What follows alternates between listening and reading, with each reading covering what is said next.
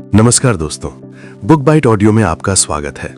जरा एक पल के लिए अपनी आंखें बंद कीजिए और अपनी जिंदगी के उस सबसे शर्मनाक पल को याद कीजिए। याद कीजिए उस दिन को जब चार लोगों के बीच किसी ने आपकी बेइज्जती की थी, किसी ने आपकी हंसी उड़ाई थी या किसी बहस में आपको गलत साबित कर दिया था। याद आया वो पल? उस वक्त आपका दिमाग सुन्न पड़ गया था, जुबान लड़खड़ा गई थी और आपको समझ नहीं आ रहा था कि जवाब क्या दूं। लेकिन जब आप वहां से अपमानित होकर सिर झुकाकर वापस लौटे, तो घर जाकर या नहाते वक्त या रात को बिस्तर पर लेटे हुए अचानक आपके दिमाग में एक बहुत ही करारा जवाब आया। एक ऐसी लाइन जो अगर आपने उस वक्त बोल दी होती तो सामने वाले की बोलती बंद हो जाती।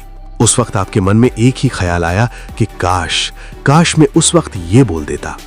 दोस्तों, ये जो बाद में याद आने वाला पछतावा है, ये जो काश है, ये इंसान को अंदर ही अंदर खाता रहता है। लेकिन आज इसी वक्त ये पछतावा आपकी जिंदगी से हमेशा के लिए खत्म होने वाला है। आज हम जिस किताब और जिस मनोविज्ञान की गहराई में उतरने वाले हैं, वो आपको बातों का जादूगर बना देगी। ये कोई मामूली वीडियो नहीं है, ये एक ट्रेनिंग है the art of savage reply की। आज आप वो सीखेंगे जो बड़े बड़े राजनेता, अरबपति और फिल्म स्टार्स इस्तेमाल करते हैं अपनी पावर और डोमिनेंस को बनाए रखने के लिए। तो अपनी कुर्सी की पेटी बांध लीजिए, क्योंकि अगले कुछ मिनटों में आपका नजरिया बदलने वाला है। अक्सर हम सोचते हैं कि सैवेज होने का मतलब है बदतमीज होना या गाली देना, लेकिन हकीकत इससे बिल्कुल अलग है। सैवेज रिप्लाई एक कला है। ये वो हथियार है जिसे स्मार्ट टाइमिंग, तीखे शब्द और पूरे इमोशनल कंट्रोल के साथ चलाया जाता है। आपने अक्सर देखा होगा कि जब कोई किसी सेलिब्रिटी को ट्रोल करने की कोशिश करता है तो वो गुस्सा नहीं होते, बल्कि वो मुस्कुराकर कुछ ऐसा कह देते हैं कि सामने वाला खुद अपनी नजरों में गिर जाता है। इसे ही कहते हैं रिवर्स साइकोलॉजी।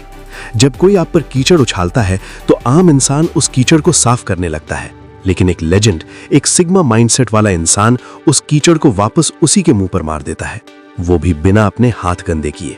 इस पूरी कला का सबसे पहला और सबसे खतरनाक नियम है रिवर्स द अटैक, यानी हमले को पलट देना।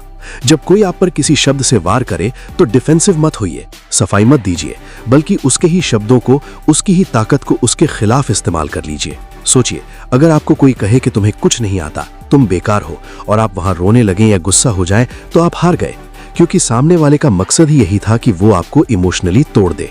लेकिन अगर आप शाहरुख खान जैसी हाजिर जवाबी रखते हैं तो आप खेल पलट सकते हैं। जैसे एक बार एक रिपोर्टर ने जानबूझकर शाहरुख को सलमान कह दिया, सिर्फ उन्हें उकसाने के लिए। अगर वो चाहते तो भड़क सकते थे, लेकिन उन्होंने क्या किया?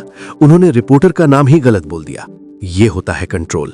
जब आप गुस्से में रिएक्ट करते हैं तो आप अपनी पावर सामने वाले को दे देते हैं, लेकिन जब आप शांत रहकर उसी के शब्दों को घुमाकर वापस फेंकते हैं तो आप ये साबित करते हैं कि आप उस पर नहीं, बल्कि वो आप पर निर्भर है। याद रखिए, जब आप किसी बहस में अपने पॉइंट पर लड़ने लगते हैं तो आप सामने वाले के शब्दों को महत्व दे रहे होते हैं। सैवेज रिप्लाई का मकसद किसी को नीचा दिखाना नहीं है, बल्कि उन्हें उनके ही शब्दों के जाल में फंसाना है। उन्हें यह महसूस कराना है कि उनका यह जहरीला व्यवहार, उनका यह टॉक्सिक बिहेवियर आप पर असर नहीं कर रहा, बल्कि उन्हीं को छोटा दिखा रहा है। और यहीं से जन्म होता है दूसरी सबसे बड़ी तकनीक का, जिसे कहते हैं परवाह ना करने का नाटक, यानी act like you don't care. आप जानते हैं, नफरत का विपरीत प्यार नहीं होता, नफरत का विपरीत होता है इग्नोरेंस। सामने वाला आपको ताने क्यों मार रहा है? क्योंकि उसे आपकी प्रतिक्रिया चाहिए, उसे आपका गुस्सा चाहिए, उसे वो डोपामीन चाहिए जो आपको परेशान देखकर उसे मिलता है। लेकिन क्या हो अगर आप उसे वो डोपामीन ही ना दें? क्या हो अगर वो आग उगले और आप उसे ऐसे देखें जैसे वो मौजूद ही नहीं है? अगर कोई आपसे कहे कि अरे तुम लेट हो गए, सब तुम्हारा इंतजार कर रहे थे, सिर्फ आपको नीचा दिखाने के लिए, और आप मुस्कुरा कर कहें पर तुम्हारा इंतजार कौन कर रहा था? ये एक लाइन सामने वाले के वजूद को हिला देती है। इसका मतलब है कि तुम मेरे लिए जरूरी नहीं हो। जब आप ये दिखाते हैं कि आपको फर्क नहीं पड़ता, तो सामने वाले का सबसे बड़ा हथियार, यानी आपकी प्रतिक्रिया, बेकार हो जाता है। लोग खामोशी की इज्जत करते हैं जब वो खामोशी आत्मविश्वास से भरी हो। अगर कोई आपकी बेइज्जती कर रहा है तो जरूरी नहीं कि हर बार बोलकर ही जवाब दिया जाए। कभी कभी एक हल्की सी मुस्कान, एक तिरछी हंसी या सिर्फ एक लंबा पॉज सामने वाले को अंदर तक जला देता है। उनका लक्ष्य है आपको चुभना, लेकिन अगर वो तीर आपको छू भी नहीं रहा तो वो तीर वापस उन्हीं को लगेगा। इसे कहते हैं इमोशनल शील्ड तैयार करना। दोस्तों, अभी हमने बात की डिफेंस की, लेकिन अब बुक बाइट ऑडियो के इस दूसरे भाग में हम बात करेंगे अटैक की। वो अटैक जो दिखता डिफेंस जैसा है लेकिन होता बहुत घातक है। इसे हम कहते हैं एक्सेप्ट एंड काउंटर वाइजली। ये जूडो के खेल जैसा है। जूडो में आप सामने वाले की ताकत को नहीं रोकते, बल्कि उसकी ताकत का इस्तेमाल करके उसे ही जमीन पर पटक देते हैं। जब कोई आपकी कमी निकाले तो उससे लड़ो मत, उसे स्वीकार कर लो। उसे बोलो, हाँ मैं ऐसा ही हूं, तो क्या। जब आप अपनी कमी को खुद स्वीकार कर लेते हैं तो सामने वाले के पास आपको मारने के लिए कोई हथियार नहीं बचता। जैसे अगर कोई कहे कि तुम बहुत जिद्दी हो और आप कहें, हाँ मैं जिद्दी हूं क्योंकि मुझे अपनी मंजिल से प्यार है, तो अब वो क्या बोलेगा? आपने उसकी गाली को अपनी तारीफ में बदल दिया।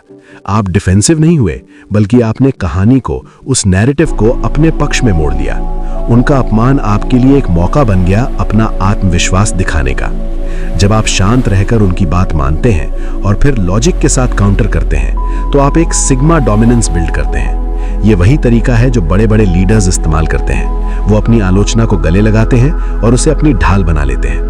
अब मैं आपको उस मनोविज्ञान, उस साइकोलॉजी के बारे में बताता हूं जो हर सैवेज रिप्लाई के पीछे काम करती है। ये फॉर्मूला इतना सटीक है कि अगर आप इसे समझ गए तो कोई भी आपकी बेइज्जती करने से पहले 10 बार सोचेगा। सबसे पहला और सबसे आसान तरीका है घूरना, यानी द स्टेयर।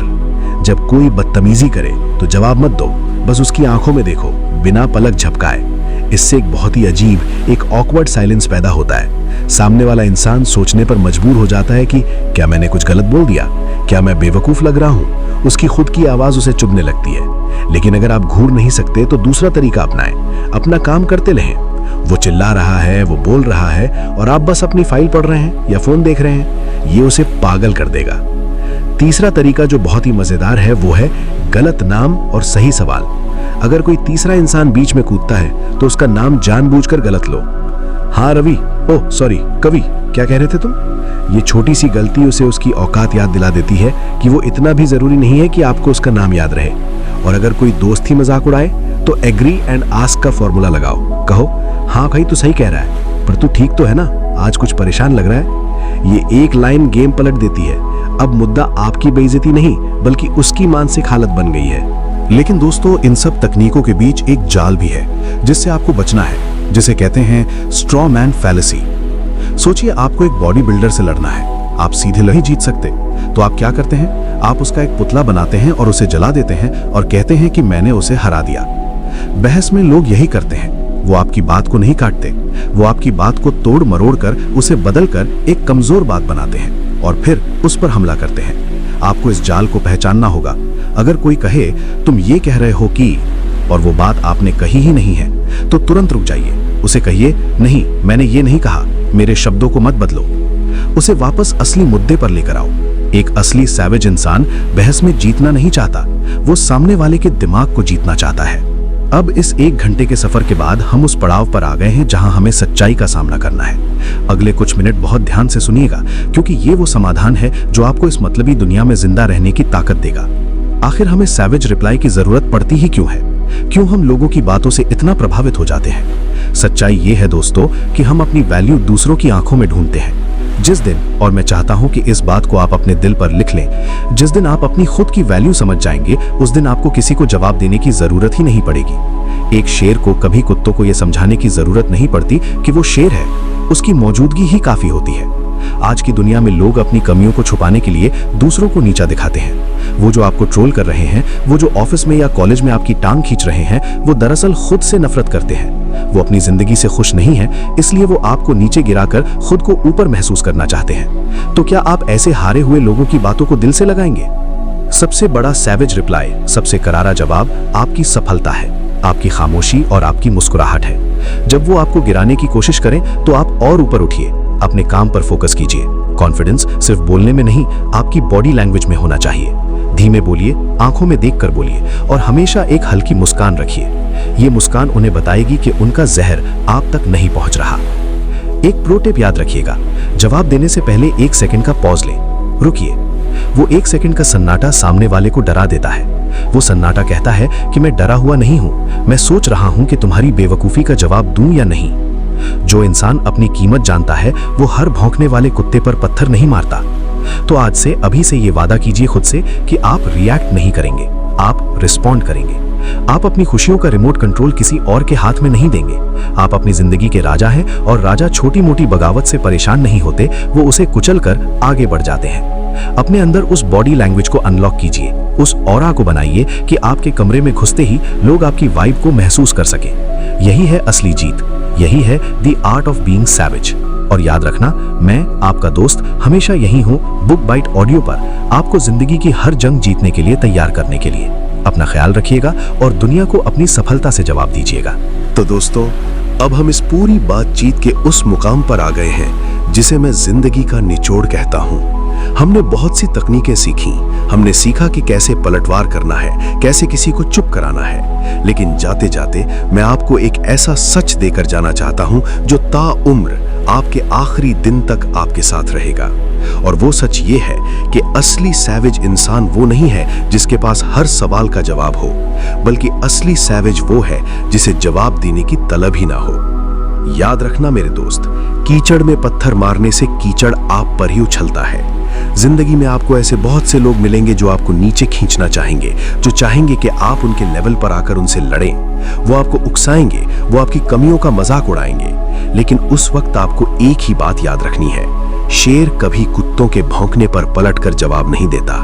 वो बस चलता रहता है अपनी मस्ती में, अपनी चाल में। उसकी खामोशी और उसकी मौजूदगी ही जंगल में ये बताने के लिए काफी होती है कि राजा कौन है। आज से आप अपने शब्दों को महंगा कर दीजिए। हर किसी को अपना स्पष्टीकरण, अपनी सफाई मत दीजिए। जो इंसान आपको समझता नहीं, उसके सामने अपनी बात रखना दीवार पर सिर पटकने जैसा है। तो अपनी एनर्जी को बचाओ, उस गुस्से को, उस अपमान की आग को बुझने मत देना, लेकिन उसे अपनी जुबान से बाहर मत निकालो। उस आग को अपने काम में ईंधन की तरह इस्तेमाल करो। सबसे बड़ा बदला, सबसे करारा जवाब और सबसे खतरनाक सैवेज रिप्लाई आपकी सफलता है। जिस दिन आप उस मुकाम पर पहुंच जाएंगे जहां वो लोग आपसे मिलने के लिए अपॉइंटमेंट लेंगे, उस दिन उन्हें उनका जवाब मिल जाएगा, बिना एक शब्द बोले। कल्पना करो उस दिन की जब 5 साल बाद आप अपनी महंगी गाड़ी से उतरो, आपके चेहरे पर एक सुकून हो और वो लोग जो आज आपका मजाक उड़ा रहे हैं, वो भीड़ में खड़े होकर आपको देख रहे हो। उस वक्त आपकी एक हल्की सी मुस्कान उनके लिए हजारों गालियों से ज्यादा भारी होगी। वो है असली जीत। तो आज एक वादा करो खुद से, वादा करो कि तुम छोटी लड़ाइयों में अपनी तलवार नहीं निकालोगे। वादा करो कि तुम अपनी सेल्फ रिस्पेक्ट के साथ कभी समझौता नहीं करोगे। अगर कोई इग्नोर करे तो उसे डबल इग्नोर करो। अगर कोई मजाक उड़ाए तो हंसकर आगे बढ़ जाओ। उन्हें उलझा रहने दो उनकी छोटी सोच में। तुम अपनी बड़ी उड़ान की तैयारी करो। दुनिया आपको तब तक नहीं हरा सकती जब तक आप खुद से न हार मान ले। आप एक मास्टरपीस हैं, आप यूनिक हैं। अपनी वैल्यू को पहचानो। ये सफर बुक बाइट ऑडियो पर हमारे साथ सिर्फ एक वीडियो नहीं था, ये एक बदलाव की शुरुआत थी। अगर आज की बातों ने आपके अंदर सोए हुए उस शेर को जगाया है, तो उठो और अपनी जिंदगी की कहानी को अपने हाथों से लिखो। मैं हमेशा यही हूं आपके साथ, आपको याद दिलाने के लिए कि आप क्या कर सकते हैं। वीडियो को लाइक करना अगर इसने दिल को छुआ हो, और कमेंट में लिख कर जाना, माई साइलेंस इज माई पावर, मेरी खामोशी मेरी ताकत है, ताकि दुनिया को पता चले कि एक और लेजेंड तैयार हो रहा है। सीखते रहो, जीतते रहो, अपना ख्याल रखना। जय हिंद।